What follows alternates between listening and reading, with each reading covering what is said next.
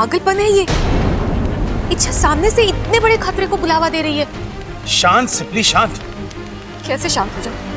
इच्छा उस शक्ति के बारे में जानती भी नहीं है, उस शक्ति का अंदाजा भी नहीं है उसे, और जानबूझकर उसे चुनौती देना मतलब।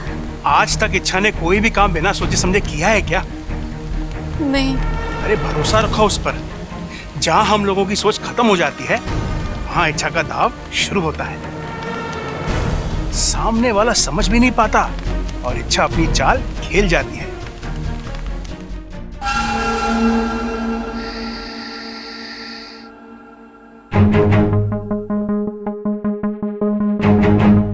भाई रास्ता साफ है, छोटा जहाज भी कहीं दिखाई ना दे रहा है। चलो। कहाँ जा रहे हो? अरे टाइटैनिक, चल बीच में सर, भाई को अंदर जाना, चल। अंदर जाना मना है। अरे अपू बेटा, तू देख ना राके, भाई ने हेलमेट पहन रखा है। अब ना भाभी भाई का चेहरा देख पाएंगी ना भाई भाभी का। चल हट बीच में से। अरे लेकिन पापा की आंखें तो खुली है ना। अरे बस इतनी सी बात। भाई की आंखों में पट्टी बांध देंगे हम। आंखों पे पट्टी बांध के पापा मम्मी की मेहंदी कैसे देखेंगे? हंडी? अरे अपू, हंडी देखनी होती तो यहाँ क्यों आता, रसोई में जाता ना। अरे भाई, घर की हंडियों में किसको इंटरेस्ट है? आपको अच्छी अच्छी हंडियां देखनी है तो मार्केट में नए नए डिजाइन की हंडियां आई हैं, चलो। अरे पापा, मैं हंडी की नहीं मेहंदी की बात कर रहा हूँ। आंखों पे पट्टी बांध के आप मम्मी की मेहंदी कैसे देखेंगे? जवाब दे भाई। ये बात तो मैंने सोची ना। ओ भाई, आप एक काम करो, आप भाभी के कमरे में ना गर्दन झुका के चले जाओ। भाभी की मेहंदी देखकर वापस चले आना। चने खाना? अरे चने खाने का समय ना है अभी तो मुझे सिर्फ ममता की मेहंदी देखनी है। अरे चने खाने को ना कह रहा हूं मैं कह रहा हूं वापस चले आना। चलो अभी अंदर। नहीं, मैंने कहा ना नहीं मतलब नहीं। दादी ने पापा को मम्मी के बचाने से मना किया ना। अरे टाइटैनिक, तू समझ ना रहा है। दादी ने कहा है चेहरा देखने से पति पत्नी के बीच में दीवार खड़ी हो जाती है, हाथ देखने से कुछ ना होवे। चलो भाई। और अगर हो गया तो?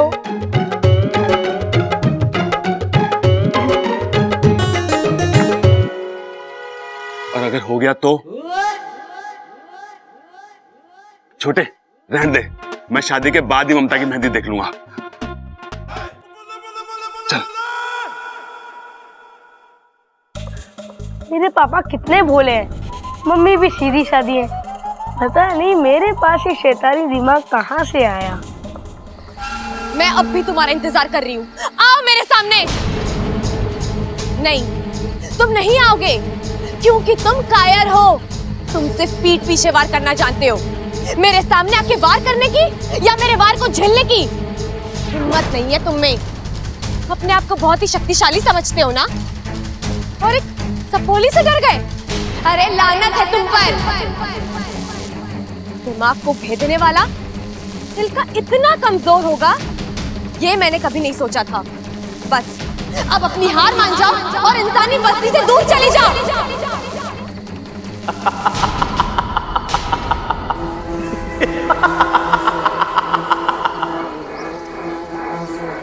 जो हार जाए वो बुद्धिराज नहीं। कौन हो तुम और क्या चाहते हो मुझसे? तुम्हारा विनाश।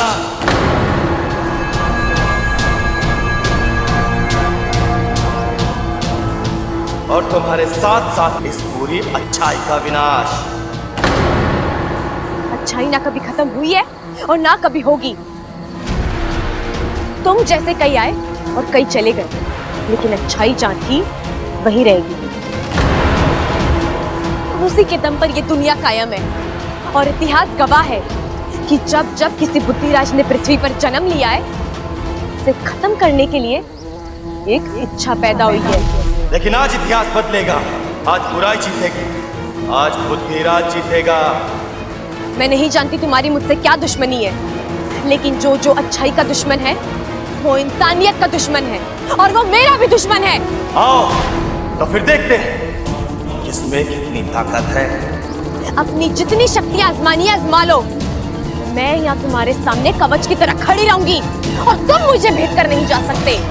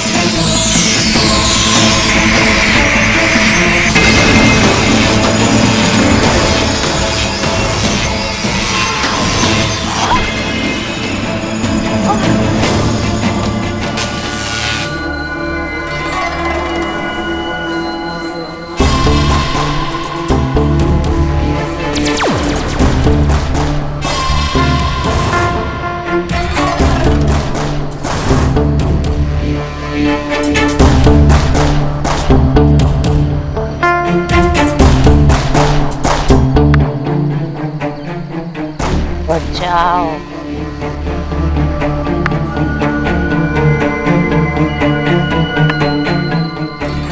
उठो।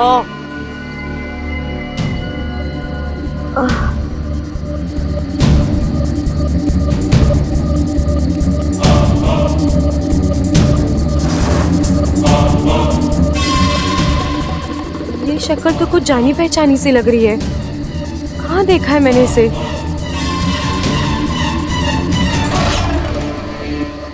क्या सोच रही हो इच्छा? हाँ?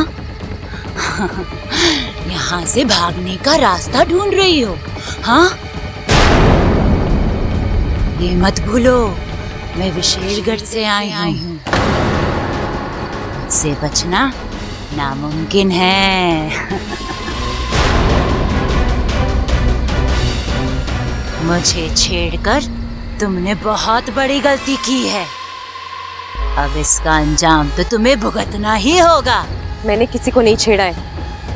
मैं सिर्फ मेरे घर को, मेरे अपनों को और मेरे नागिस्तान को बचाने की कोशिश कर रही हूँ। नहीं बचा पाओगे उन्हें। मैं सब खत्म कर दूंगी। मेरी ताकत तो तुम देख ही चुकी हो। एक ही बार में तुम्हें धूल चटाती। अरे तुम्हारी तो कोई औकात ही नहीं है मेरे सामने। तुम क्यों कर रही हो ये सब? नागिस्तान ने क्या बिगाड़ा है तुम्हारा? नागिस्तान, नफरत है मुझे नागिस्तान से, वहां के नागों से। नागिस्तान के नाग प्रजाति पर कलंक है। एक और, हम पूरी दुनिया पर दहशत फैलाना चाहते हैं, राज करना चाहते हैं, और तुम? दुनिया को दहशत से नहीं, प्यार से जीता जाता है। बंद करो अपनी ये बकवास। अगर मैं चाहूं तो तुम दोनों को अभी इसी वक्त नागोमी देव के पास पहुंचा सकती हूँ, लेकिन मैं ऐसा करूंगी नहीं इच्छा। सबसे पहले मैं उन्हें मारूंगी जिन्हें तुम इतनी जान से ज्यादा प्यार करती हो। वो पहलवान परिवार। नहीं, तुम कुछ नहीं करोगी उस परिवार को। करूंगी। उस परिवार की एक एक सदस्य की आरती उठवाऊंगी। बस बहुत बोल चुके तुम। जब तक मैं जिंदा हूँ तुम उस परिवार का कुछ नहीं बिगाड़ सकती। अच्छा, चलो देखते हैं अब से 24 घंटों में बुद्धिराज उस परिवार के एक एक सदस्य के दिमाग पर वार करेगा, उन्हें कमजोर कर देगा, पागल कर देगा उन सबको, और फिर मैं उन्हें खत्म कर दूंगी। ऐसा कुछ नहीं होगा। मैं तुम्हें तुम्हारे इन मंसूबों में कभी कामयाब नहीं होने दूंगी। अगर इस लड़ाई में किसी की हाथ होगी तो वो तुम्हारी होगी। मुझे भी देखना है कि तुम उस परिवार को कैसे बचाती हो। जाओ जाओ इच्छा।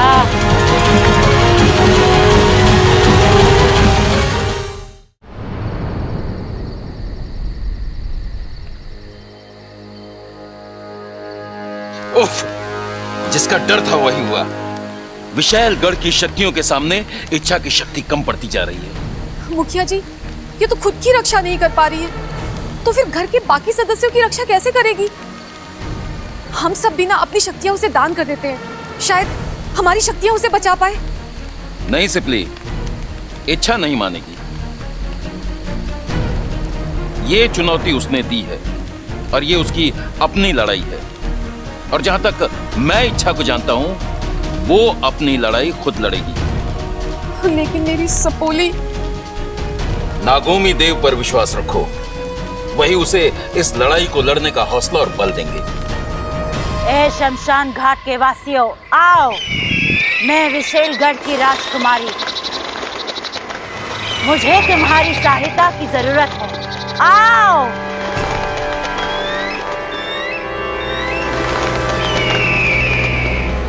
अभी इसी वक्त विशेलगढ़ जाओ, मेरा एक संदेशा पहुंचाओ।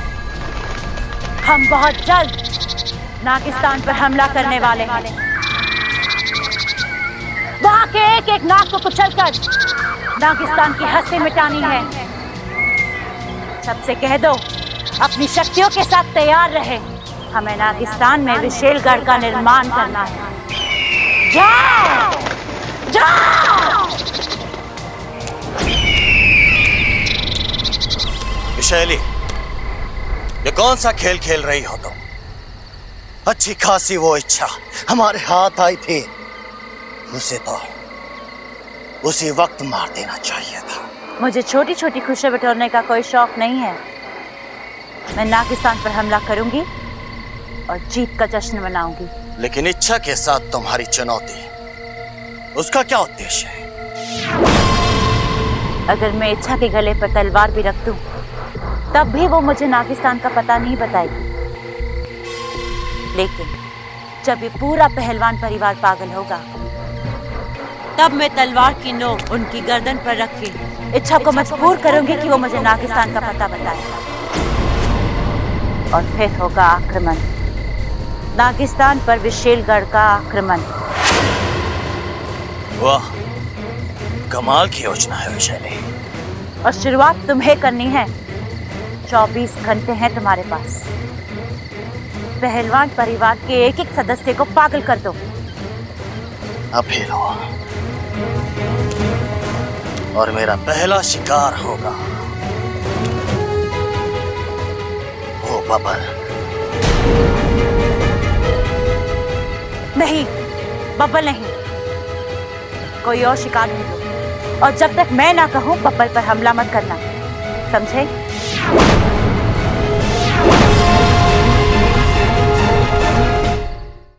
भाई मैंने 200 की लड़ी मंगाई थी, घी के कनस्तर बनाए थे, वो कहाँ हैं?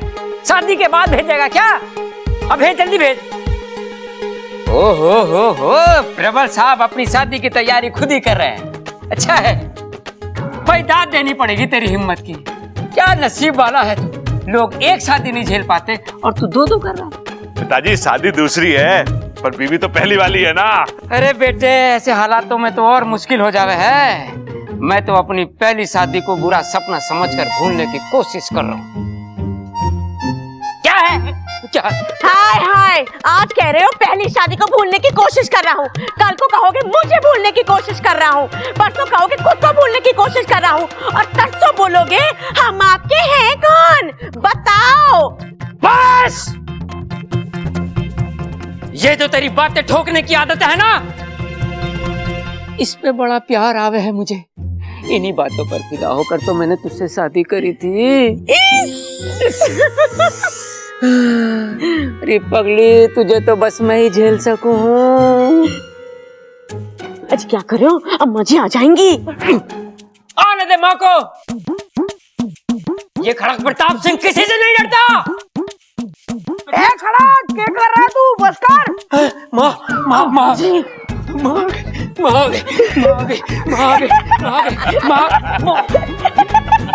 चुप रहो। तुम लोग हंस क्यों रहे हो? अरे दादाजी, वो दादी नहीं, मैं था। अपने दादा के साथ मजाक करता है? अरे नाना पिताजी, अप्पू तो सिर्फ मजाक कर रहा था। मैं समझा कुछ और कर रहा था। तू एक बार फिर से बता, तेरी दादी कैसे करती है? ए छोरा, क्या कर रहा है तू? बस कर।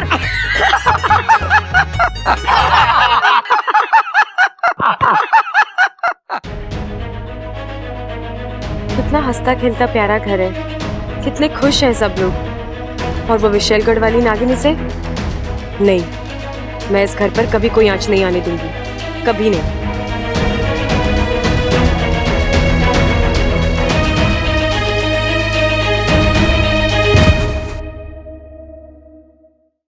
साथिया साथिया मेरे साथिया।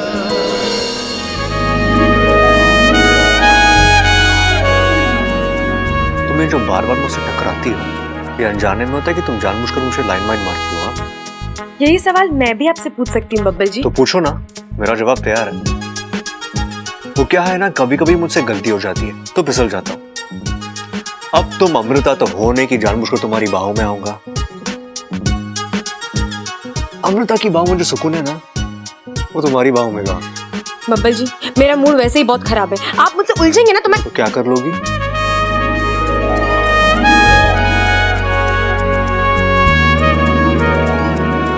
आपको डस लूंगी। नागिन हो क्या? हाँ, जहरीली नागिन हूँ। मुझ पर जहर नहीं, सिर्फ प्यार काम करता है। वैसे तुमने अमृता को कोई देखा है? क्यों, आपकी जेब में नहीं है क्या? और रखने का इरादा भी नहीं है। वो क्या है ना, भगवान ने इतना बड़ा दिल दिया है तो सोच जहाँ रखना है रखिए, मेरी बला से मुझे कोई फर्क नहीं पड़ता। अरे अमृता, तुम कहाँ थी? तुमने तो कहा तुम्हें कोई फर्क नहीं पड़ता, झूठी।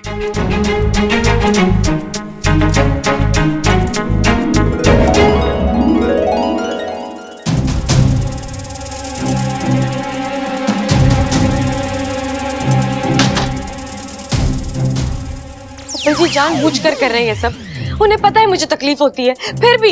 क्या बात कर रही हो? बब्बल को तुम्हारी तकलीफ के बारे में पता चल गया? तुमने उससे बुद्धिराज के बारे में तो नहीं बताया? अरे वाकू, मैं इस तकलीफ की बात नहीं कर रही हूँ। फिर और कौन सी तकलीफ है तुम्हें? छोड़ वो सब, फिलहाल हम ये सोचते हैं कि हमें उस विशेलगढ़ की नागिन और बुद्धिराज से कैसे निपटना है। ये चुनौती आसान नहीं है इच्छा। मैं जानती हूँ, हम जिससे लड़ रहे हैं वो एक भंवरा है, एक ऐसी शक्ति जिसकी किसी भी चाल का हमें कोई अंदाजा नहीं है। सालों पहले मुखिया जी ने मुझे एक धूमकेतु की कहानी सुनाई थी, जो कभी भी कहीं से भी प्रकट हो सकता है। ये बुद्धिराज भी उसी धूमकेतु की तरह, जो अचानक भन्नाता हुआ आएगा और किसी के भी दिमाग को भेद देगा। कैसे रोकोगी इसे तुम?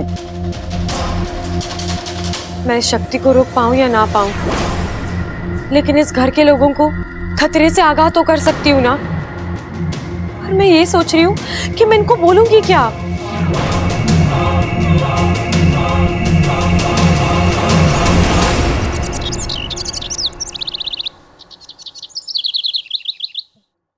ना ना ना, वो ना जिसमें मैसेज फ्री हो ना, वो वाला पैकेज एक्टिवेट कर। हाँ हाँ, और आज के आज कर, समझा? हाँ हाँ। अरे नाश्ता ठंडा हो रहा है। अरे माँ, मैं सोच रहा था कि सबको फोन पे ही नहीं होता दे देते हैं। सही कह रहा है तू, कार्ड छपाने का समय कहाँ है हमारे पास, शादी जो सर पर खड़ी है। हाँ। अच्छा सुनिए सुनिए, मुझे आप सबसे एक बहुत जरूरी बात करनी है। क्या बात है छोरी, तू तो बड़ी टेंशन में लग रही। टेंशन वाली तो बात है अंकल जी, मैंने अभी अभी टीवी पे देखा है, हमारे गांव में एक जहरीला भंवरा दिखा है, और जब वो इंसान को काटता है तो उसकी जान ही निकाल लेता है। शान? अरे पहलवानों की शान इतनी सस्ती ना है कि कोई भी हरा गहरा कम कर दे।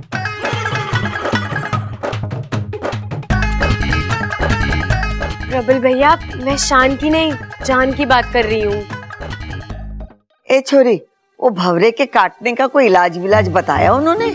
हाँ दादी, एक दवाई है जिसे छिड़कने से भंवरा भाग जाता है। तो ठीक है माँ, मैं दवाई लेके आता हूँ। वैसे तो उस भोरे के लिए खड़क प्रताप सिंह का थप्पड़ ही काफी है, लेकिन अगर दवाई भी साथ में हो तो ठीक है। किसी को कहीं भी जाने की जरूरत नहीं है, मैं दवाई ले आई हूँ। जब भी किसी को भंवरे की आवाज सुनाई दे, फौरन मुझे बुला लेना, मैं सब ठीक कर दूंगी, ठीक है? कितनी प्यारी छोरी, सबका कितना ख्याल रखती है।